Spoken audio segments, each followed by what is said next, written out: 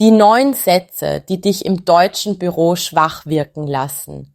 Warum es nicht um Höflichkeit geht. Die meisten Deutschkurse bringen dir eine bestimmte Lektion bei. Sei höflich, sei freundlich. Benutze bitte und danke. Lächle viel. Das klingt sinnvoll, nicht wahr? Aber es ist falsch. Komplett falsch. Im deutschen Büro ist fehlende Höflichkeit nicht dein größtes Problem.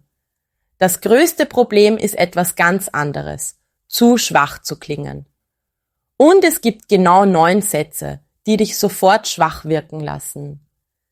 Diese 9 Sätze zerstören das Vertrauen in dich, noch bevor du richtig angefangen hast.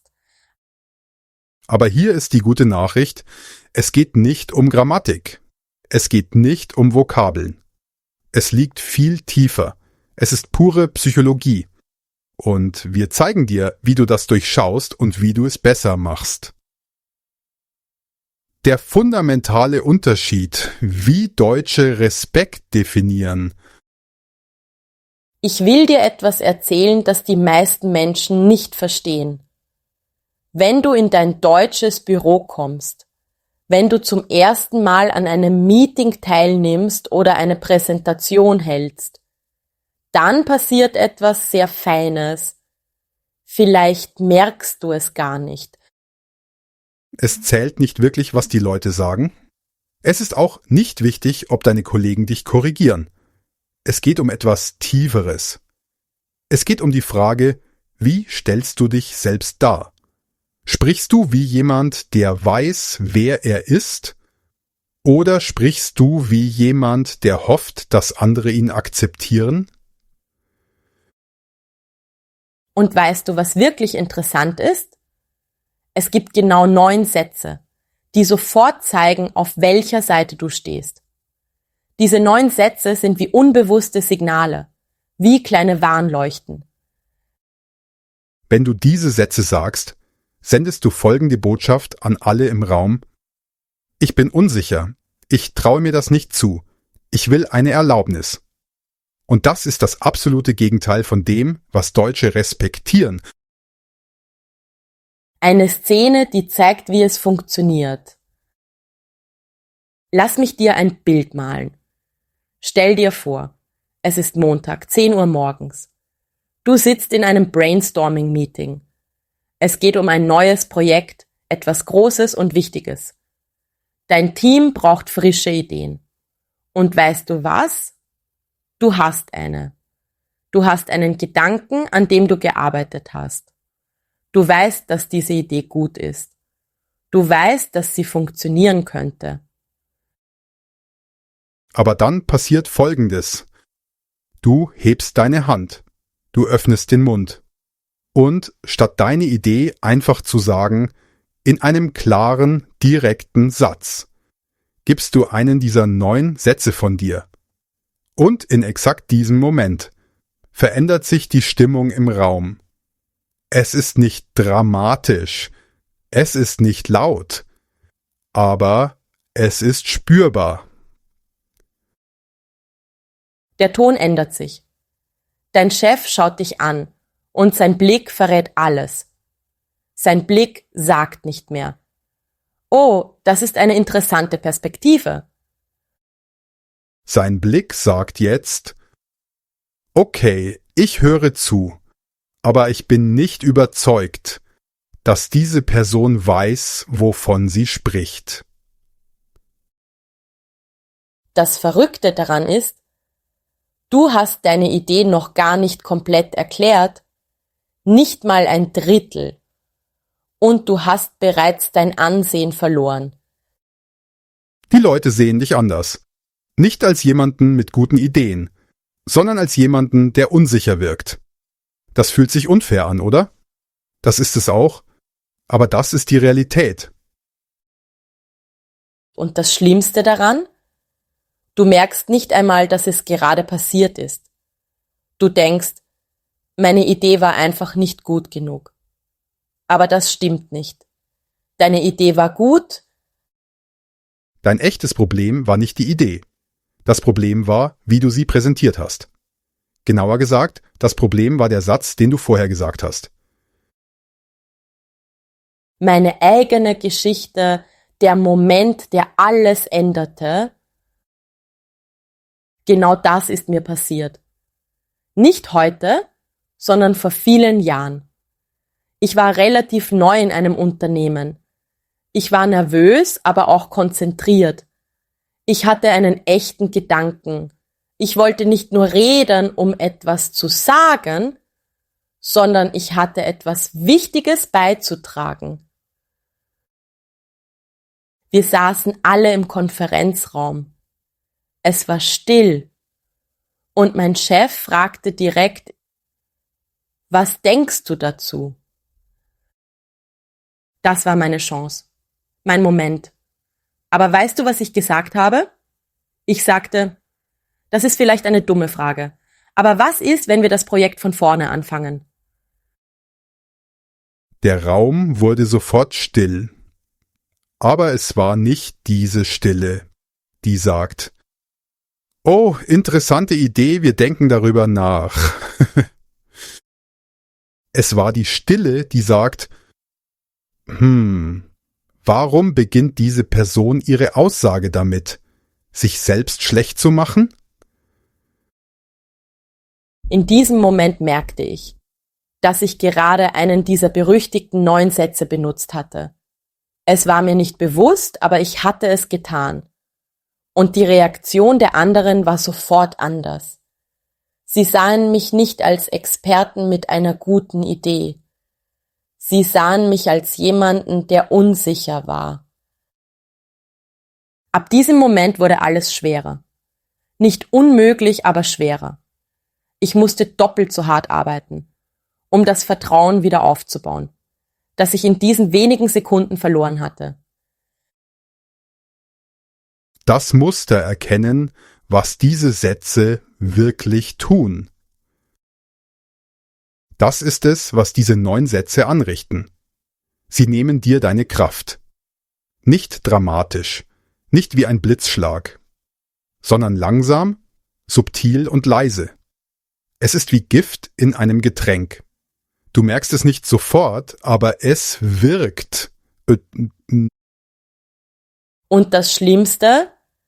Niemand wird dir jemals direkt sagen, dass du diese Sätze benutzt. Dein Chef wird nicht zu dir kommen und sagen, hey, bitte hör auf, das zu sagen. Deine Kollegen werden dich nicht warnen. Das lässt dich schwach klingen. Das wäre ihnen zu unangenehm. Stattdessen merken sie es sich einfach. Sie werden dir weniger Redezeit in Meetings geben. Sie werden deine Fragen als unwichtiger einstufen. Sie werden die Beförderung, die du eigentlich verdient hättest, jemandem anderen geben. Jemanden, der diese 9 Sätze nicht benutzt.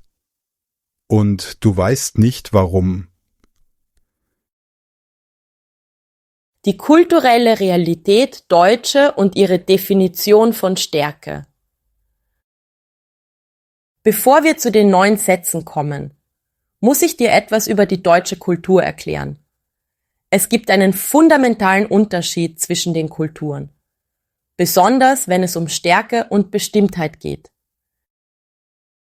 In vielen Kulturen, besonders in Amerika, in Großbritannien oder anderen europäischen Ländern, wird Unsicherheit manchmal als ehrlich angesehen. Wenn du sagst, ich bin mir nicht wirklich sicher, dann wird das oft als bescheiden interpretiert. Man sieht dich als reflektiert. Man hält dich für jemanden, der nicht arrogant ist.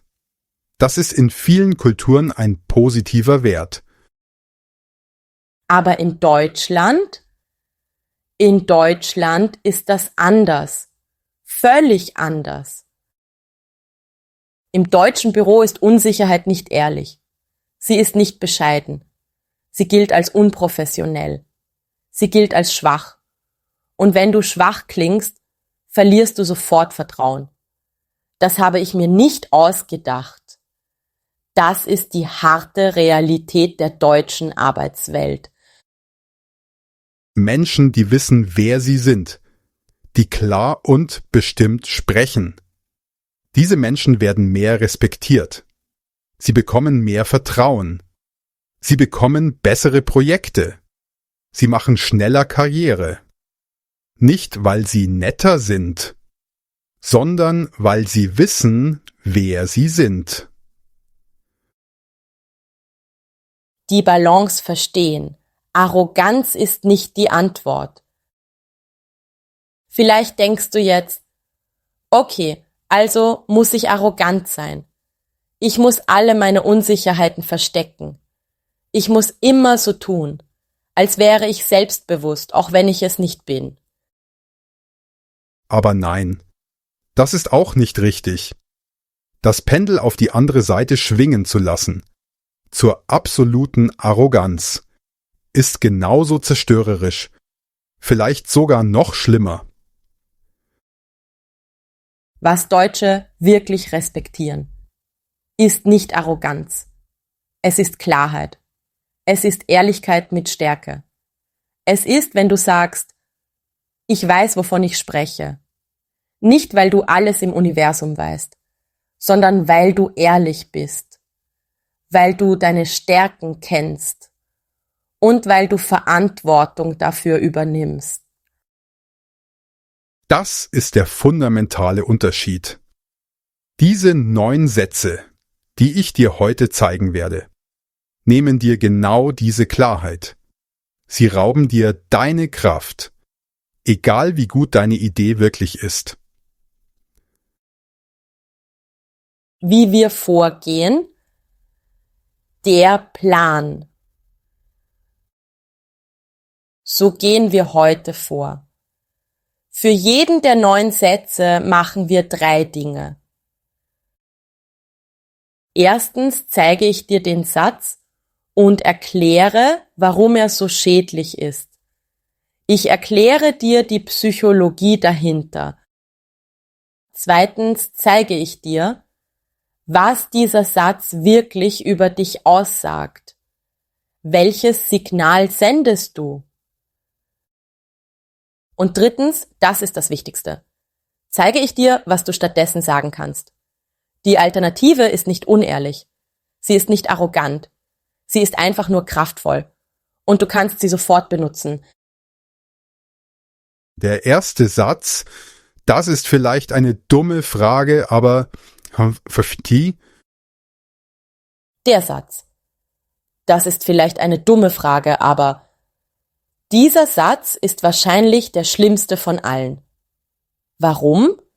Weil du dein eigenes Denken sabotierst, noch bevor du es ausgesprochen hast. Das ist wichtig. Du sabotierst dich selbst. Wenn du sagst, das ist vielleicht eine dumme Frage, aber dann sendest du eine klare Botschaft. Ich glaube nicht an meine eigene Frage. Ich bin mir nicht sicher, ob ich das Recht habe, diesen Gedanken auszusprechen.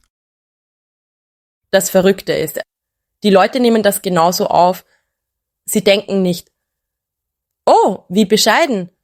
Nein, sie denken, wenn diese Person nicht mal an ihre eigene Frage glaubt, warum sollte ich es tun? In diesem Moment ist deine Frage weniger wert. Du hast dir selbst die Erlaubnis entzogen, ernst genommen zu werden. Warum besonders Deutsche das nicht mögen? In Deutschland wird Direktheit geschätzt. Wenn du eine Frage hast, dann hast du eine Frage. Punkt.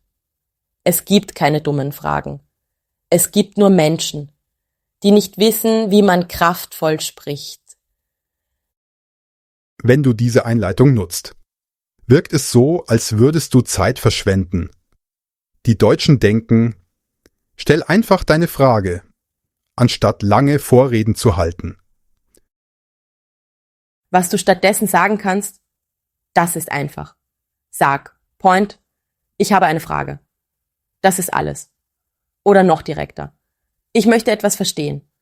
Oder ich habe einen Gedanken, darf ich ihn teilen? Die Kraft dieser Alternative. Plötzlich wirkst du, als wüsstest du, was du willst. Du hast einen guten Grund, etwas zu fragen, und du schämst dich nicht dafür. Die Leute hören dir zu. Sie nehmen dich ernst. Der zweite Satz. Ich bin mir nicht ganz sicher, aber ich denke. Der Satz. Ich bin mir nicht ganz sicher, aber ich denke. Dieser Satz ist tückisch. Er richtet zwei Schäden gleichzeitig an. Erstens drückst du Unsicherheit aus, zweitens sagst du, dass du trotzdem sprechen wirst. Das verwirrt Deutsche fundamental. Ihr innerer Kompass sagt, entweder bin ich sicher oder nicht. Entweder spreche ich oder ich schweige. Aber dieser Mittelweg, ich bin unsicher, aber ich rede trotzdem, das wirkt unprofessionell. Es sagt der Welt. Ich weiß nicht wirklich, was ich tue, aber ich mache es trotzdem. Das schafft kein Vertrauen. Die unbewusste Wirkung. Wenn du das sagst, denken die anderen unbewusst. Diese Person wird wahrscheinlich Fehler machen. Diese Person hat keine Kontrolle. Sie wollen dir nicht zuhören. Was du stattdessen sagen kannst? Es gibt gute Alternativen, je nach Situation. Ich habe einen Ansatz, der funktionieren könnte. Ich möchte eine andere Perspektive vorschlagen. Ich sehe das so, aber ich bin offen für andere Gedanken. Das ist mein aktuelles Verständnis.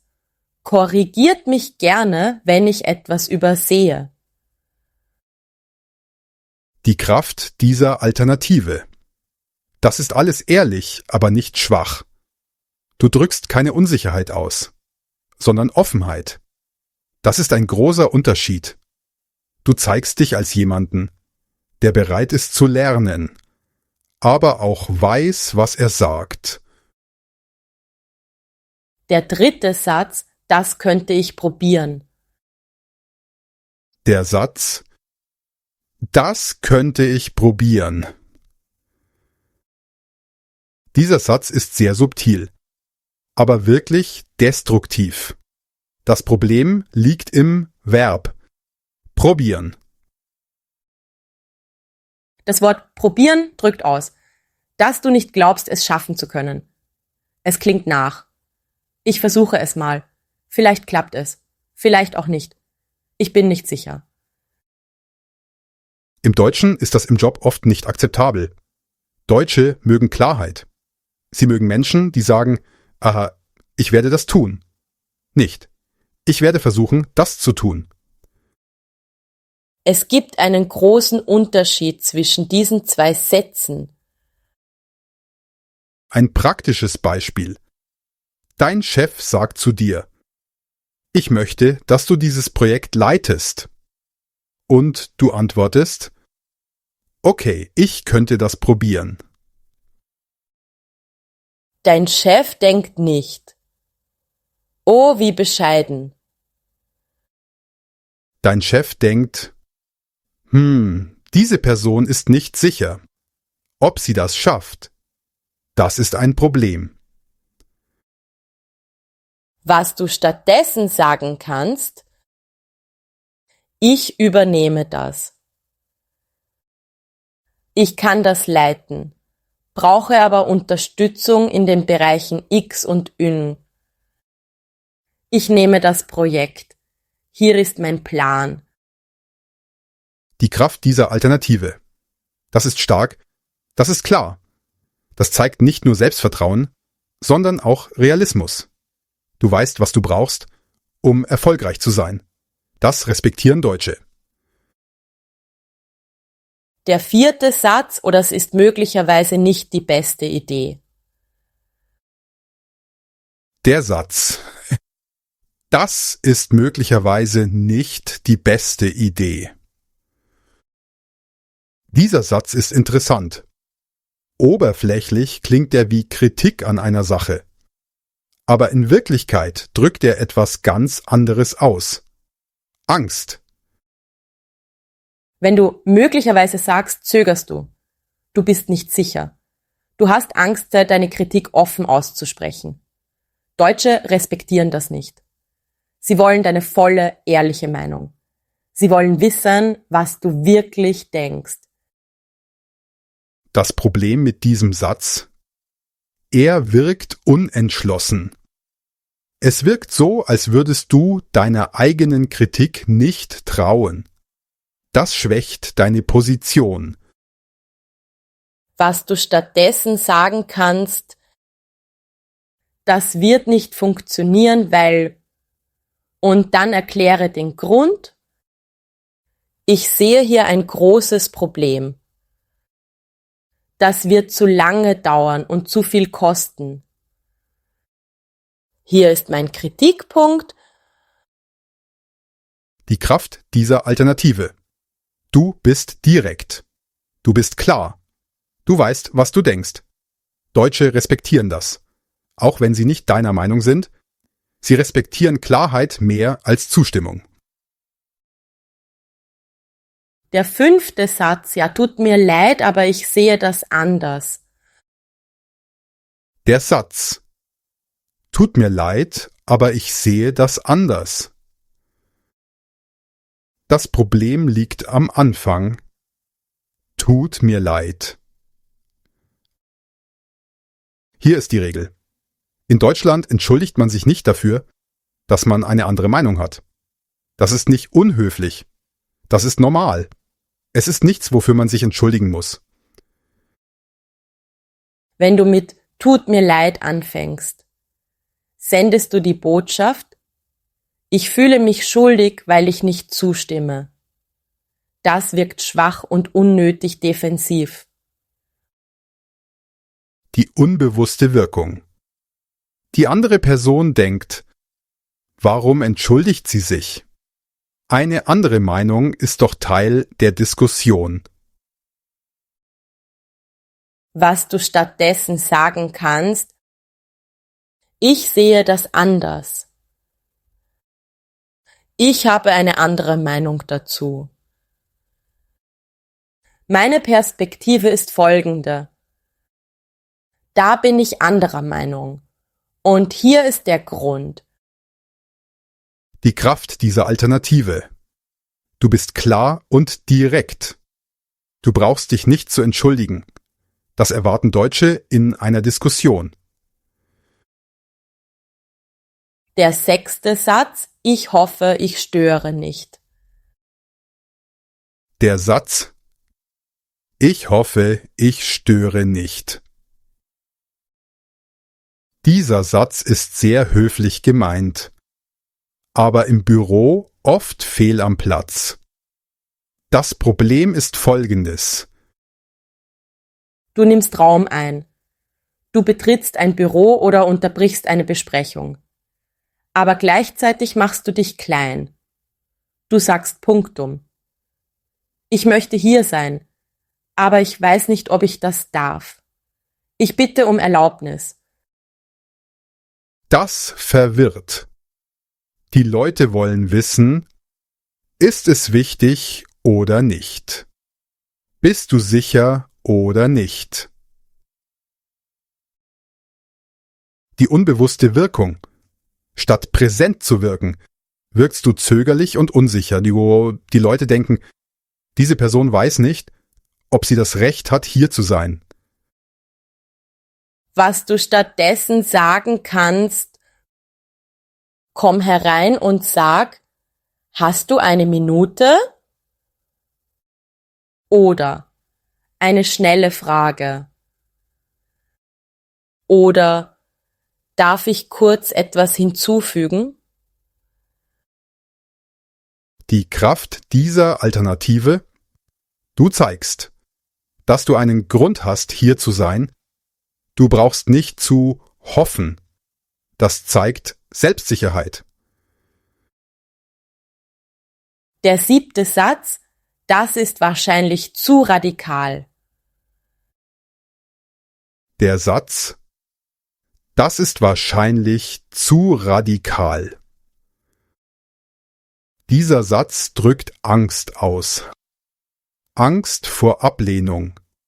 Angst, zu weit zu gehen. Aber hier ist etwas Interessantes. Im Deutschen wird das Wort radikal, im Business-Kontext oft positiv gesehen. Wenn es richtig gemeint ist, es bedeutet, dass du out of the box denkst.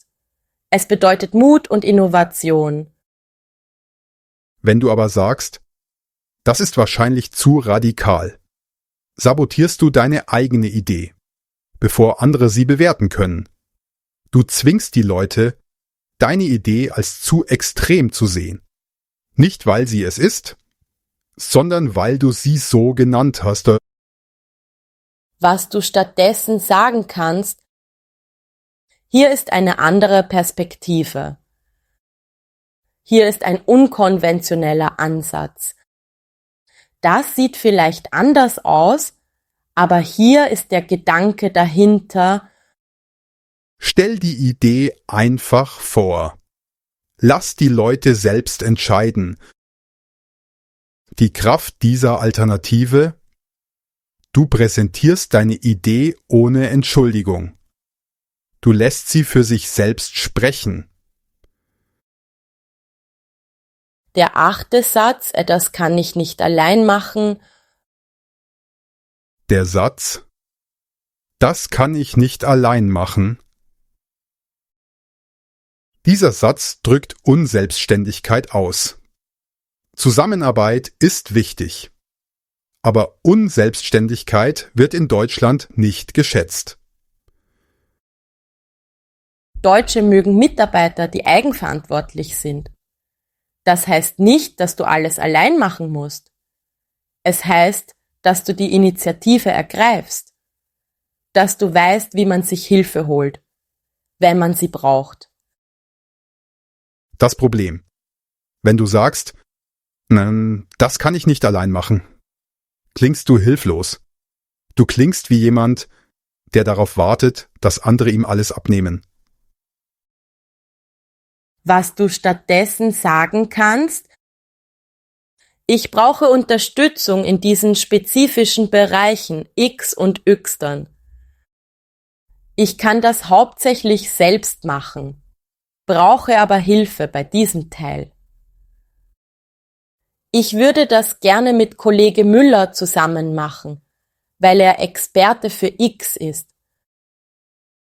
Die Kraft dieser Alternative: Du bist klar darin, was du brauchst. Du bist eigenverantwortlich, aber ehrlich. Du kennst deine Stärken und weißt, wo du Hilfe brauchst. Das wirkt professionell. Der 9. Satz: Hoffentlich mache ich keine Fehler.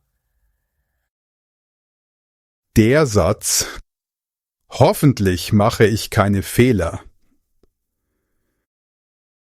Das Problem hier ist, dass du deine Angst laut aussprichst. Und wenn du Angst zeigst, erwarten die Leute Fehler. Wenn du sagst, hoffentlich mache ich keine Fehler, denken die Leute unbewusst, diese Person wird wahrscheinlich Fehler machen. Du hast es quasi heraufbeschworen. Was du stattdessen sagen kannst: Ich werde das sorgfältig erledigen. Ich werde das genau überprüfen. Ich prüfe alle Details doppelt. Oder sag gar nichts dazu. Mach einfach deine Arbeit. Die Kraft dieser Alternative: Das ist aktiv. Du drückst keine Angst aus, sondern Kontrolle. Du bist kein Opfer deiner Fehler. Du kontrollierst die Qualität. Die tiefere Wahrheit: Es geht um mehr als nur Worte. Jetzt, wo du die 9 Sätze kennst, will ich dir etwas Wichtiges sagen. Diese 9 Sätze sind nicht böse. Sie sind nicht falsch. Sie machen dich nicht zu einem schlechten Menschen. Sie sind einfach nur Gewohnheiten. Und wie alle Gewohnheiten können sie geändert werden. Das Wichtigste ist, dass du es merkst, wenn du sie sagst. Du denkst, oh, ich sage gerade einen dieser Sätze. Und in diesem Moment, wenn es dir bewusst wird, kannst du es ändern. Du kannst dich stoppen. Du kannst etwas Kraftvolleres sagen. Aber es geht nicht nur darum, die Sätze zu vermeiden. Es geht darum zu verstehen, warum du sie sagst. Warum sagst du, das ist vielleicht eine dumme Frage? Weil du dir selbst nicht vertraust? Weil du Angst vor Ablehnung hast? Warum sagst du, ich bin mir nicht sicher? Weil du wirklich unsicher bist? Oder weil du gelernt hast, dass Unsicherheit bescheiden wirkt? Wenn du verstehst, woher diese Sätze kommen, kannst du dich wirklich verändern. Du änderst nicht nur die Worte, sondern deine innere Einstellung. Eine wichtige Erinnerung, mein Moment der Veränderung. Ich will dir eine Geschichte erzählen. Es gibt einen Moment, an den ich mich immer noch erinnere. Es war ungefähr 3 Monate nach meinem Start in meinem ersten deutschen Unternehmen. Ich kannte diese 9 Sätze schon. Ich wusste, dass sie mich schwach wirken ließen. Aber ich konnte sie noch nicht stoppen. Die Gewohnheit saß zu tief. Ich war in einem wichtigen Meeting. Mein Chef fragte mich direkt, was denkst du? In diesem Moment stand ich zwischen 2 Welten. Auf der einen Seite war die alte Version von mir, die Anna, die diese schwachen Sätze sagte. Auf der anderen Seite war die neue Anna, die verstanden hatte, wie wichtig Worte sind. Und ich entschied mich. Ich sagte nicht, das könnte ich probieren. Ich sagte, ich werde das leiten. Und hier ist mein Plan. Und weißt du, was passierte? Der Raum veränderte sich. Der Ton des Meetings veränderte sich. Nicht dramatisch, aber real. Mein Chef schaute mich anders an. Die Energie im Raum änderte sich. Und von diesem Moment an wurde alles anders. Nicht, weil ich plötzlich intelligenter war, sondern weil ich gelernt hatte, meine Fähigkeiten mit Kraft auszudrücken, mit Klarheit, mit Selbstsicherheit. Das Geschenk, deine Worte haben Kraft. Das möchte ich dir heute mitgeben. Du sollst nicht nur die 9 Sätze kennen. Du sollst verstehen, deine Worte haben Kraft. Wie du sprichst, ist genauso wichtig wie das, was du sagst. Vielleicht sogar noch wichtiger. Und das Beste ist, du kannst das ändern. Jetzt. Sofort. Praktische Schritte, wie du das umsetzt. Lass uns konkret werden. Hier ist, was du tun kannst. Schritt 1. Schreib die 9 Sätze auf. Schreib sie auf einen Zettel oder in dein Handy. Du sollst dich nicht schlecht fühlen. Du sollst sie dir nur bewusst machen. Schritt 2. Markiere sie, wenn du sie sprichst. Jedes Mal, wenn du einen dieser Sätze sagst, mach einen kleinen Strich auf deiner Liste. Nach einer Woche wirst du ein Muster sehen. Du wirst sehen, welche Sätze du am häufigsten benutzt. Schritt 3. Schreib die Alternativen auf. Schreib für jeden Satz auf, was du stattdessen sagen kannst. Übe es. Sprich es laut aus. Fühlt es sich natürlich an? Der Punkt ist nicht künstlich zu klingen. Der Punkt ist, authentisch und gleichzeitig stark zu klingen. Schritt 4. Hol dir Hilfe. Sag einem Freund oder Kollegen, dass du an deiner Sprache arbeitest. Bitte sie, dich darauf hinzuweisen, wenn du einen dieser Sätze sagst. Das kann am Anfang unangenehm sein, aber es ist sehr effektiv. Schritt 5. Sei geduldig. Das sind Gewohnheiten, die du vielleicht seit Jahren hast. Du kannst sie nicht über Nacht ändern. Es braucht Zeit und Übung. Aber ich verspreche dir, wenn du lernst, kraftvoll zu sprechen, wird sich vieles verändern. Die Wahrheit über dich. Ich will dich etwas fragen. Welcher dieser 9 Sätze spricht dich am meisten an? Welchen sagst du am häufigsten? Was ist der Grund dahinter? Ist es Angst? Ist es eine Gewohnheit? Ist es mangelndes Selbstvertrauen? Wenn du verstehst, woher der Satz kommt, verstehst du die Emotion dahinter. Da fängt echte Veränderung an. Denn ich habe lange gebraucht, um zu verstehen, dass mein Standardsatz war. Ich bin mir nicht sicher. Und ich musste verstehen, warum. Es war Angst. Angst davor, falsch zu liegen. Aber dann habe ich etwas erkannt. Diese Angst war unbegründet. Ich war gut genug. Und selbst wenn ich mal falsch lag, war das okay?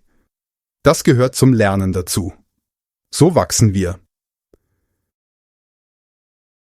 Die zentrale Einsicht, du bist nicht schwach.